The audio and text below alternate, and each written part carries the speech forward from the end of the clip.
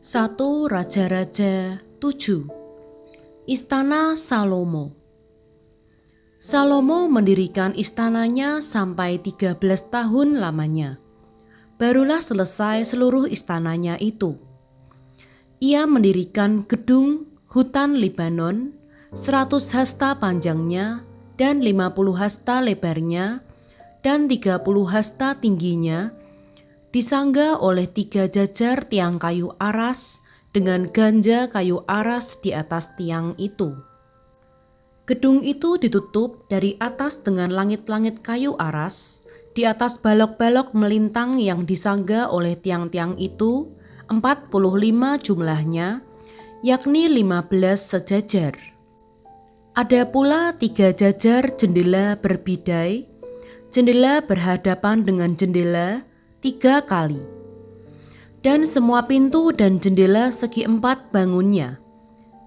Jendela berhadapan dengan jendela 3 kali.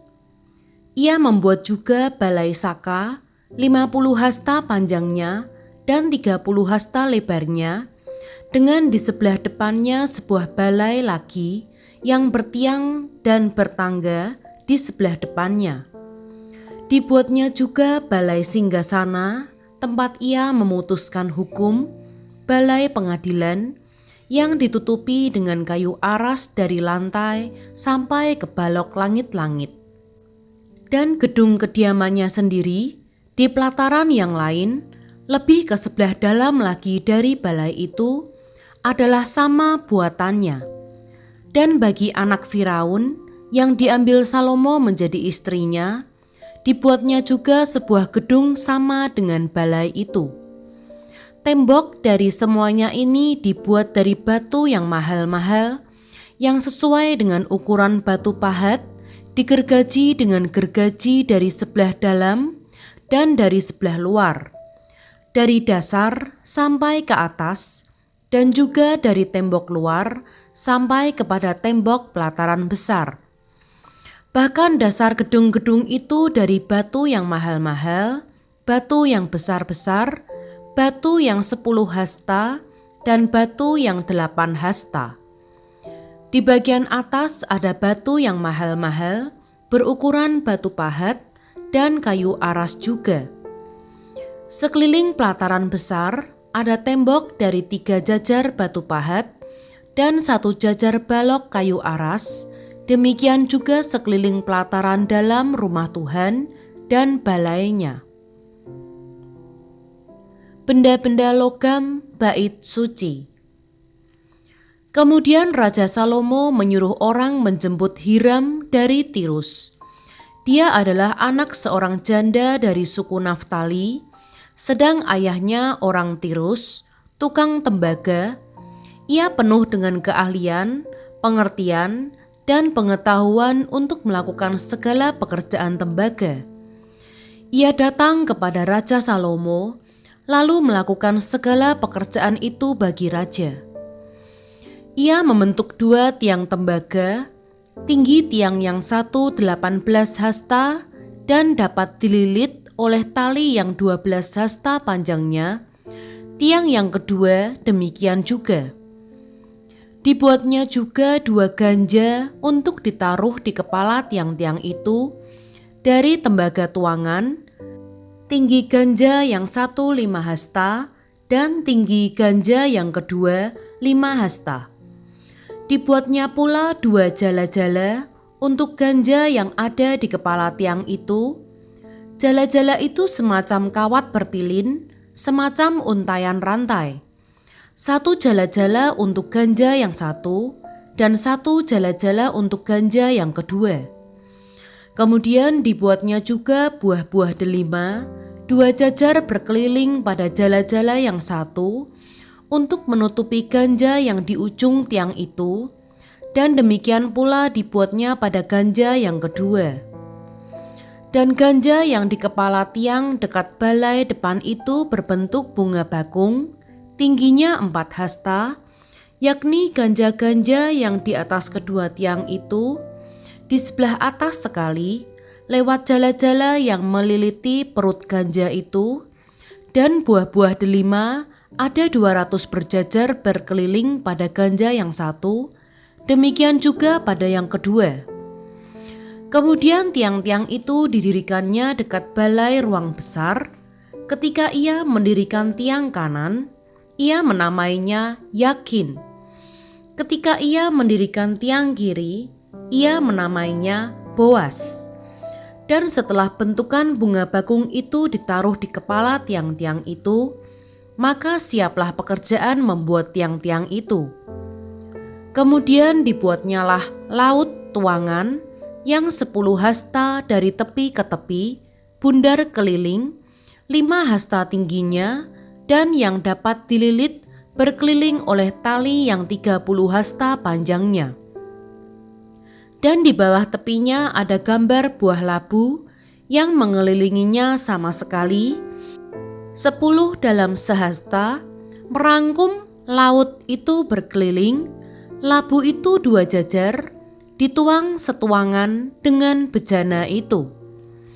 Laut itu menumpang di atas 12 lembu, 3 menghadap ke utara dan 3 menghadap ke barat, 3 menghadap ke selatan dan 3 menghadap ke timur. Laut itu menumpang di atasnya, sedang segala buntut lembu itu menuju ke dalam. Tebal laut itu setapak tangan, dan tepinya serupa tepi piala, seperti bunga bakung yang berkembang. Laut itu dapat memuat 2000 bat air. Selanjutnya dibuatnya 10 kereta penopang dari tembaga, 1 kereta 4 hasta panjangnya, 4 hasta lebarnya, dan 3 hasta tingginya. Beginilah bentuk kereta penopang itu. Ada papan penutupnya, dan papan itu diapit oleh bingkai. Dan pada papan penutup yang diapit oleh bingkai itu ada singa, lembu, dan kerup, dan demikian juga pada bingkai itu. Di sebelah atas dan di sebelah bawah singa dan lembu itu ada karangan-karangan bunga yang tergantung. Pada 1 kereta penopang ada 4 roda tembaga dengan poros tembaga. Dan pada keempat penjurunya ada sangga untuk menyangga bejana pembasuhan. Sangga-sangga itu dituang, dan di sebelah luar setiap sangga ada karangan bunga. Dan mulut kereta penopang itu ada di sebelah dalam sangga-sangga itu, menonjol ke atas 1 hasta. Mulutnya itu bundar, buatannya sebagai tumpuan, dan dalamnya 1,5 hasta. Juga pada mulutnya itu ada ukiran, tetapi papan-papan penutupnya 4 persegi, jadi tidak bundar. Keempat roda itu ada di bawah papan penutup, dan tangan-tangan roda itu ada pada kereta penopang itu, dan tinggi 1 roda ialah 1,5 hasta. Dan buatan roda itu seperti buatan roda kereta, tetapi tangan-tangannya, lingkarnya, jari-jarinya, dan napnya, semua tuangan. Keempat sangga pada keempat sudut setiap kereta penopang adalah seiras dengan kereta itu. Dan di sebelah atas kereta penopang itu ada leher bundar berkeliling, 1/2 hasta tingginya. Di sebelah atas kereta itu ada pula topang-topang dan papan penutup yang seiras dengan dia. Maka pada muka topang-topangnya itu dan pada papan-papan penutupnya diukirkannyalah kerup, singa, dan pohon korma, masing-masing menurut tempat yang ada, dan karangan bunga sekeliling. Demikianlah dikerjakannya ke 10 kereta penopang itu, tuangannya sama, ukurannya sama, dan potongannya sama semuanya. Lagi pula dibuatnya 10 bejana pembasuhan dari tembaga. Setiap bejana dapat memuat 40 bat air, setiap bejana 4 hasta besarnya, dan ada 1 bejana di atas setiap kereta dari ke-10 kereta penopang itu. 5 kereta penopang ditaruhnya pada sisi kanan rumah itu, dan 5 pada sisi kirinya. Tetapi laut itu ditaruhnya pada sisi kanan rumah itu, arah tenggara. Dan Hiram membuat juga kuali-kuali, penyodok-penyodok, dan bokor-bokor penyiraman. Demikianlah Hiram menyelesaikan segala pekerjaan yang harus dilakukannya bagi Raja Salomo di rumah Tuhan, yakni kedua tiang dengan kedua bulatan ganja yang di kepala tiang itu, dan kedua jala-jala yang menutup kedua bulatan ganja itu. 400 buah delima untuk kedua jala-jala itu, 2 jajar buah delima untuk 1 jala-jala, guna menutupi kedua bulatan ganja yang di atas tiang itu. 10 kereta penopang dan 10 bejana pembasuhan yang di atas kereta itu, laut yang 1 itu, dan 12 lembu yang di bawah laut itu, kuali-kuali, penyodok-penyodok, dan bokor-bokor penyiraman, segala perlengkapan yang dibuat Hiram bagi Raja Salomo di rumah Tuhan itu adalah dari tembaga yang diupam. Raja menuang semuanya itu di lembah Yordan, di dalam tanah liat antara Sukot dan Sartan. Dan Salomo membiarkan segala perlengkapan itu tidak ditimbang, karena jumlahnya yang amat besar. Berat tembaga itu tidaklah terhitung. Salomo membuat juga segala perlengkapan yang ada di rumah Tuhan, yakni mezbah emas dan meja emas tempat menaruh roti sajian. Kandil-kandil dari emas murni, 5 di sebelah kanan dan 5 di sebelah kiri, di depan ruang belakang, kembang-kembangnya, lampu-lampunya, dan sepit-sepitnya dari emas. Pasu-pasunya, pisau-pisaunya, bokor-bokor penyiramannya, cawan-cawannya, dan perbaraan-perbaraannya dari emas murni. Engsel-engsel untuk pintu ruang dalam, yakni tempat maha kudus, dan engsel-engsel untuk pintu ruang besar bait suci dari emas. Maka genaplah segala pekerjaan yang dilakukan Salomo di rumah Tuhan itu. Kemudian Salomo memasukkan barang-barang kudus Daud ayahnya dan menaruh perak, emas, dan barang-barang itu dalam perbendaharaan rumah Tuhan.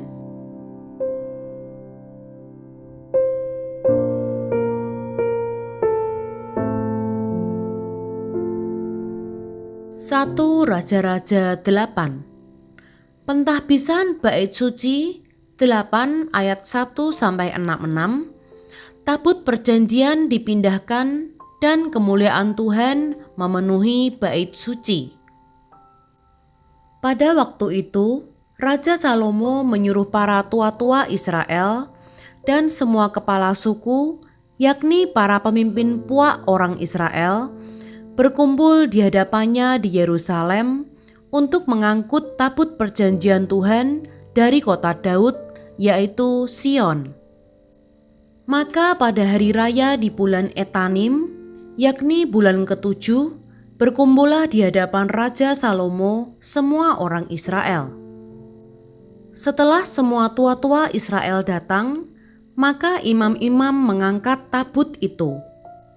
Mereka mengangkut tabut Tuhan dan kemah pertemuan dan segala barang kudus yang ada dalam kemah itu. Semuanya itu diangkut oleh imam-imam dan orang-orang Lewi. Tetapi Raja Salomo dan segenap umat Israel yang sudah berkumpul di hadapannya berdiri bersama-sama dengan dia di depan tabut itu dan mempersembahkan kambing domba dan lembu sapi yang tidak terhitung dan tidak terbilang banyaknya. Kemudian imam-imam membawa tabut perjanjian Tuhan itu ke tempatnya di ruang belakang rumah itu, di tempat maha kudus, tepat di bawah sayap kerup-kerup, sebab kerup-kerup itu mengembangkan kedua sayapnya di atas tempat tabut itu, sehingga kerup-kerup itu menudungi tabut serta kayu-kayu penyusungnya dari atas. Kayu-kayu pengusung itu demikian panjangnya sehingga ujungnya kelihatan dari tempat kudus yang di depan ruang belakang itu, tetapi tidak kelihatan dari luar. Dan disitulah tempatnya sampai hari ini. Dalam tabut itu tidak ada apa-apa selain dari kedua loh batu yang diletakkan Musa ke dalamnya di Gunung Horeb, yakni loh-loh batu bertuliskan perjanjian yang diadakan Tuhan dengan orang Israel pada waktu perjalanan mereka keluar dari tanah Mesir. Ketika imam-imam keluar dari tempat kudus, datanglah awan memenuhi rumah Tuhan, sehingga imam-imam tidak tahan berdiri untuk menyelenggarakan kebaktian oleh karena awan itu, sebab kemuliaan Tuhan memenuhi rumah Tuhan. Pada waktu itu berkatalah Salomo, Tuhan telah menetapkan matahari di langit, tetapi ia memutuskan untuk diam dalam kekelaman.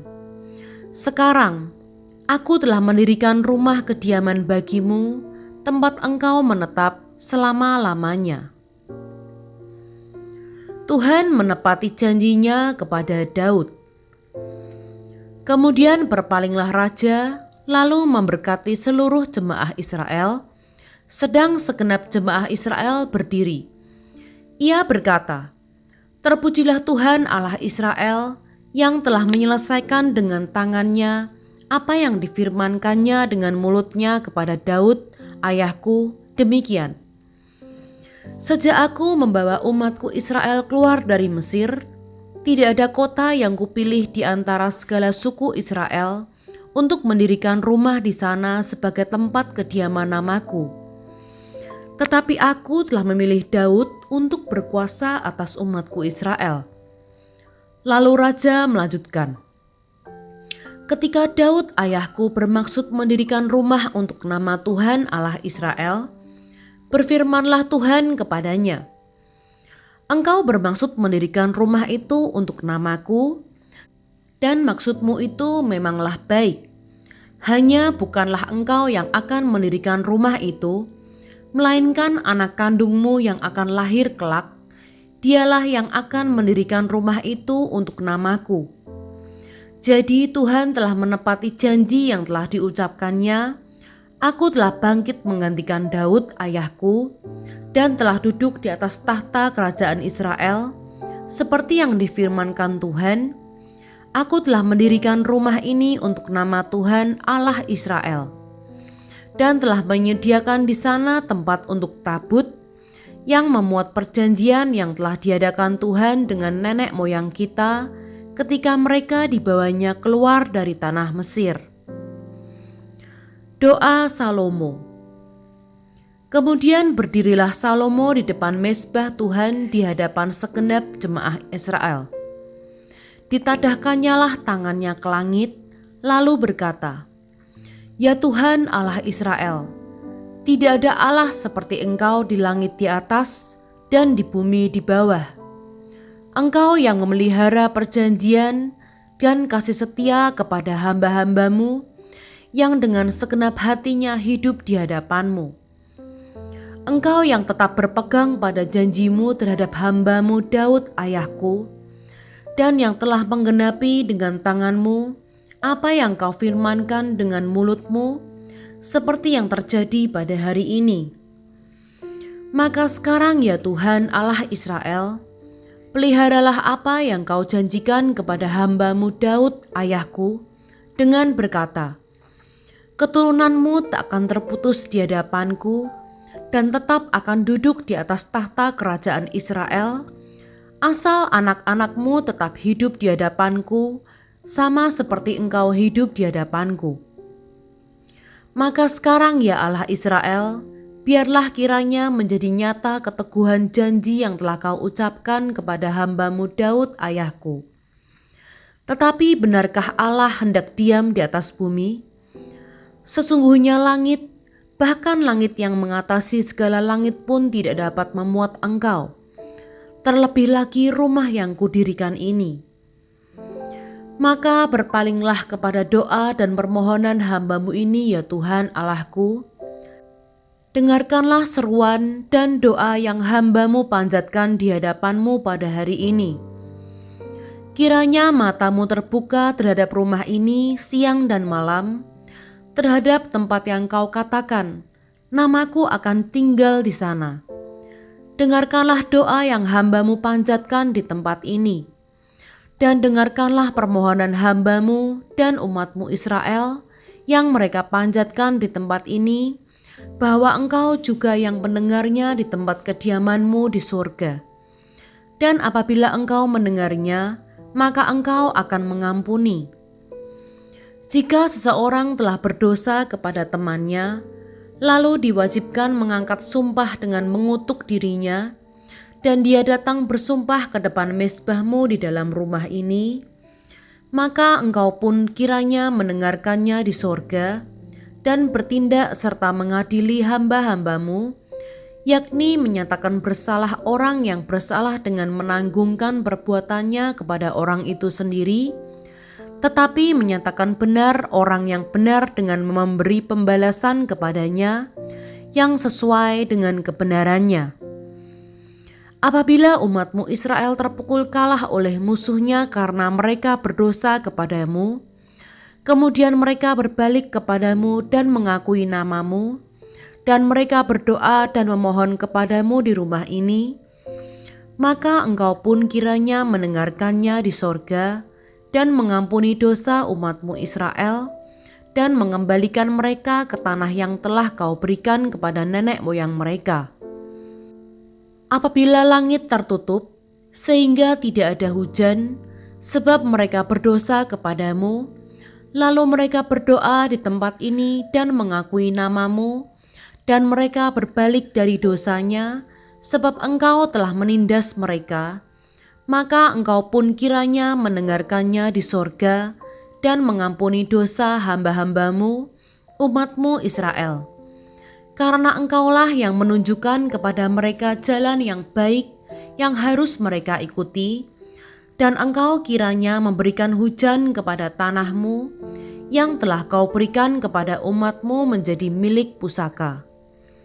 Apabila di negeri ini ada kelaparan, apabila ada penyakit sampar, hama, dan penyakit gandum, belalang, atau belalang pelahap, apabila musuh menyesakkan mereka di salah satu kota mereka, apabila ada tulah atau penyakit apapun, lalu seseorang atau segenap umat-Mu Israel ini memanjatkan doa dan permohonan di rumah ini dengan menadahkan tangannya, karena mereka masing-masing mengenal apa yang merisaukan hatinya sendiri, maka Engkau pun kiranya mendengarkannya di sorga, tempat kediaman-Mu yang tetap, dan Engkau kiranya mengampuni, bertindak, dan membalaskan kepada setiap orang sesuai dengan segala kelakuannya, karena Engkau mengenal hatinya. Sebab Engkau sajalah yang mengenal hati semua anak manusia, supaya mereka takut akan Engkau selama mereka hidup di atas tanah yang telah Kau berikan kepada nenek moyang kami. Juga apabila seorang asing yang tidak termasuk umat-Mu Israel datang dari negeri jauh oleh karena nama-Mu, sebab orang akan mendengar tentang nama-Mu yang besar dan tentang tangan-Mu yang kuat dan lengan-Mu yang teracung, dan ia datang berdoa di rumah ini, maka Engkau pun kiranya mendengarkannya di sorga, tempat kediaman-Mu yang tetap, dan Engkau kiranya bertindak sesuai dengan segala yang diserukan kepadamu oleh orang asing itu, supaya segala bangsa di bumi mengenal nama-Mu, sehingga mereka takut akan Engkau, sama seperti umat-Mu Israel, dan sehingga mereka tahu bahwa nama-Mu telah diserukan atas rumah yang telah Kudirikan ini. Apabila umat-Mu keluar untuk berperang melawan musuhnya, ke arah manapun Engkau menyuruh mereka, dan apabila mereka berdoa kepada Tuhan dengan berkiblat ke kota yang telah Kau pilih, dan ke rumah yang telah Kudirikan bagi nama-Mu, maka Engkau kiranya mendengarkan di sorga doa dan permohonan mereka, dan Engkau kiranya memberikan keadilan kepada mereka. Apabila mereka berdosa kepadamu, karena tidak ada manusia yang tidak berdosa, dan Engkau murka kepada mereka dan menyerahkan mereka kepada musuh, sehingga mereka diangkut tertawan ke negeri musuh yang jauh atau yang dekat, dan apabila mereka sadar kembali dalam hatinya di negeri tempat mereka tertawan, dan mereka berbalik dan memohon kepadamu di negeri orang-orang yang mengangkut mereka tertawan, dengan berkata, kami telah berdosa, bersalah, dan berbuat fasik. Apabila mereka berbalik kepadamu dengan segenap hatinya dan dengan segenap jiwanya di negeri musuh yang mengangkut mereka tertawan, dan apabila mereka berdoa kepadamu dengan berkiblat ke negeri mereka yang telah kau berikan kepada nenek moyang mereka, ke kota yang telah kau pilih, dan ke rumah yang telah kudirikan bagi namamu, maka Engkau kiranya mendengarkan di sorga, tempat kediamanmu yang tetap, kepada doa dan permohonan mereka, dan Engkau kiranya memberikan keadilan kepada mereka. Engkau kiranya mengampuni umatmu yang telah berdosa kepadamu, mengampuni segala pelanggaran yang dilakukan mereka kepadamu, dan kiranya Engkau membuat mereka menjadi kesayangan orang-orang yang mengangkut mereka tertawan, sehingga orang-orang itu menyayangi mereka. Sebab mereka itu umatmu dan milik kepunyaanmu yang telah kau bawa keluar dari Mesir, dari tengah-tengah dapur peleburan besi.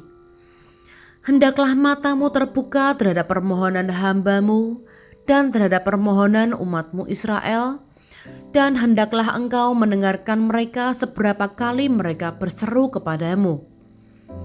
Sebab Engkaulah yang memisahkan mereka bagimu menjadi milik kepunyaanmu dari antara segala bangsa di bumi, seperti yang telah kau firmankan dengan perantaraan Musa hambamu pada waktu Engkau membawa nenek moyang kami keluar dari Mesir, ya Tuhan Allah. Berkat dan pujian.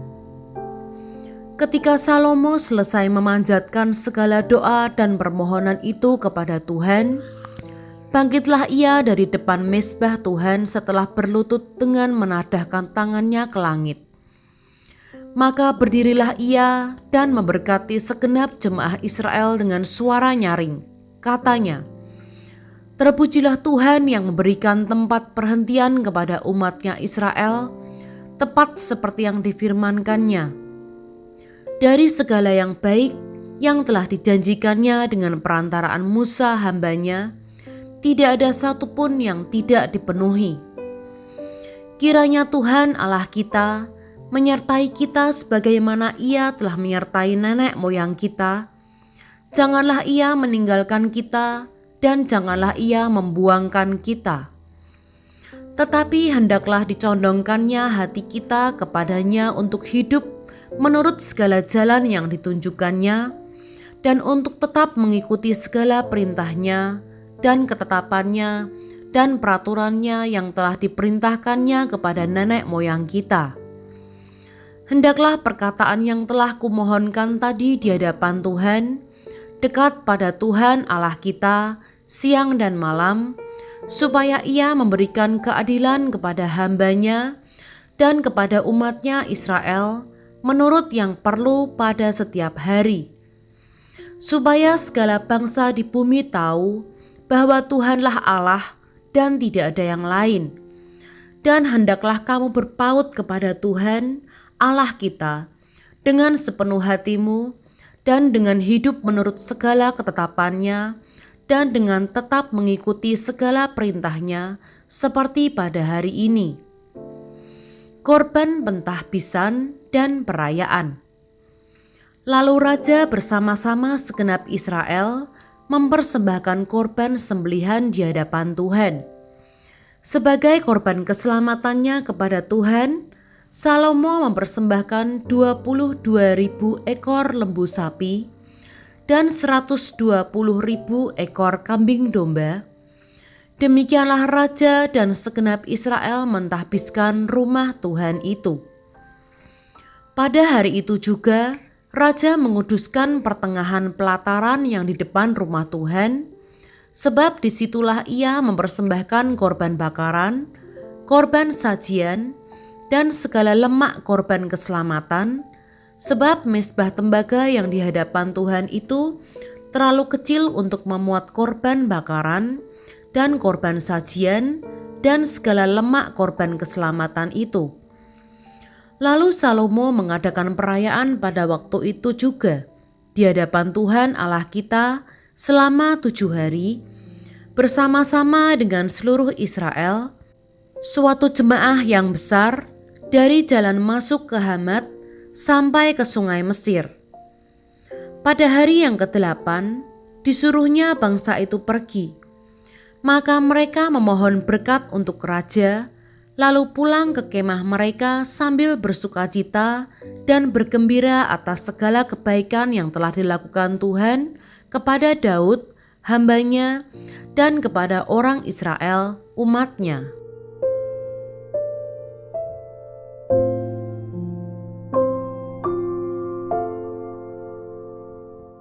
Satu Raja-Raja 9. Tuhan menampakkan diri kepada Salomo untuk kedua kalinya.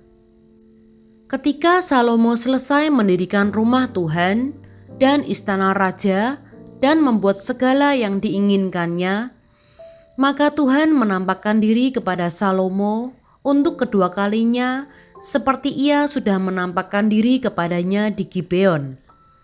Firman Tuhan kepadanya, "Telah kudengar doa dan permohonanmu yang kau sampaikan ke hadapanku.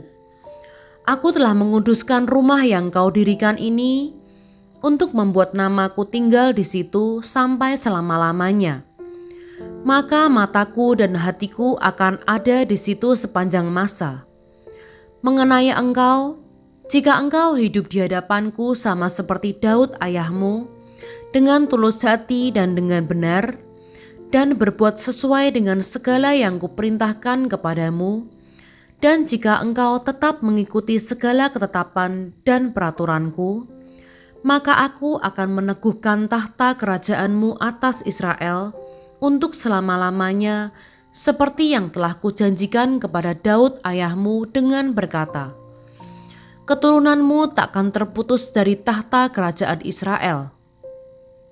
Tetapi jika kamu ini dan anak-anakmu berbalik daripadaku dan tidak berpegang pada segala perintah dan ketetapanku yang telah kuberikan kepadamu, dan pergi beribadah kepada Allah lain dan sujud menyembah kepadanya, maka aku akan melenyapkan orang Israel dari atas tanah yang telah kuberikan kepada mereka, dan rumah yang telah kukuduskan bagi namaku itu akan kubuang dari hadapanku. Maka Israel akan menjadi kiasan dan sindiran di antara segala bangsa. Dan rumah ini akan menjadi reruntuhan, sehingga setiap orang yang lewat akan tertegun, bersuit, dan berkata, apakah sebabnya Tuhan berbuat yang demikian kepada negeri ini dan kepada rumah ini? Maka orang akan berkata, sebab mereka meninggalkan Tuhan Allah mereka yang membawa nenek moyang mereka keluar dari tanah Mesir, dan sebab mereka berpegang pada Allah lain dan sujud menyembah kepadanya dan beribadah kepadanya. Itulah sebabnya Tuhan mendatangkan segala malapetaka ini ke atas mereka. Beberapa usaha Raja Salomo. Setelah lewat 20 tahun, selesailah Salomo mendirikan kedua rumah itu, yakni rumah Tuhan dan istana raja. Oleh karena Hiram, Raja Tirus, telah membantu Salomo dengan kayu aras, kayu sanobar, dan emas, sebanyak yang dikehendakinya, maka pada waktu itu Raja Salomo memberikan kepada Hiram 20 kota di negeri Galilea. Tetapi ketika Hiram datang dari Tirus untuk melihat-lihat kota-kota yang diberikan Salomo kepadanya itu, maka semuanya kurang menyenangkan hatinya. Sebab itu ia berkata, macam apakah kota-kota yang telah kau berikan kepadaku ini, hai saudaraku? Maka orang menyebutkannya Tanah Kabul sampai hari ini. Adapun Hiram telah mengirim kepada raja 120 talenta emas. Beginilah hal orang-orang Rodi yang telah dikerahkan oleh Raja Salomo. Mereka dikerahkan untuk mendirikan rumah Tuhan dan istana raja, dan Milo, dan tembok Yerusalem, dan juga untuk memperkuat Hazor, Megido, dan Gezer. Sebab Firaun Raja Mesir telah maju berperang dan merebut Gezer, lalu membakarnya dan membunuh orang-orang Kanaan yang diam di kota itu. Kemudian diberikannya kota itu sebagai hadiah kawin kepada anaknya, istri Salomo. Maka Salomo memperkuat Gezer. Lagi pula ada orang Rodi yang dikerahkan di Bet Horon Hilir, di Baalat, di Tamar, di padang gurun yang ada di negeri Yehuda, dan di segala kota perbekalan kepunyaan Salomo, di kota-kota tempat kereta, di kota-kota tempat orang berkuda, dan di mana saja Salomo menginginkan mendirikan sesuatu di Yerusalem, atau di gunung Libanon, atau di segenap negeri kekuasaannya. Semua orang yang masih tinggal dari orang Amori, orang Het, orang Feris, orang Hewi, dan orang Yebus yang tidak termasuk orang Israel, yakni mereka yang masih tinggal di negeri itu dari keturunan bangsa-bangsa itu dan yang tidak dapat ditumpas oleh orang Israel, merekalah yang dikerahkan Salomo untuk menjadi budak Rodi. Demikianlah mereka sampai hari ini. Tetapi orang Israel tidak ada yang dijadikan budak oleh Salomo, melainkan mereka menjadi prajurit, pegawai, pembesar, perwira, atau panglima atas pasukan kereta dan pasukan berkuda. Inilah pemimpin-pemimpin umum yang mengepalai pekerjaan Salomo. 550 orang memerintah rakyat yang melakukan pekerjaan itu. Segera sesudah anak Firaun pindah dari kota Daud ke rumah yang telah didirikan Salomo baginya, Salomo pun mendirikan Milo. 3 kali setahun, Salomo mempersembahkan korban-korban bakaran dan korban-korban keselamatan di atas mezbah yang didirikannya bagi Tuhan, dan ia membakar korban api-apiannya di hadapan Tuhan. Demikianlah ia menyelesaikan rumah itu. Raja Salomo membuat juga kapal-kapal di Ezion Geber yang ada di dekat Elot, di tepi Laut Teberau di tanah Edom. Dengan kapal-kapal itu, Hiram mengirim anak buahnya, yaitu anak-anak kapal yang tahu tentang laut, menyertai anak buah Salomo. Mereka sampai ke Ofir, dan dari sana mereka mengambil 420 talenta emas yang mereka bawa kepada Raja Salomo.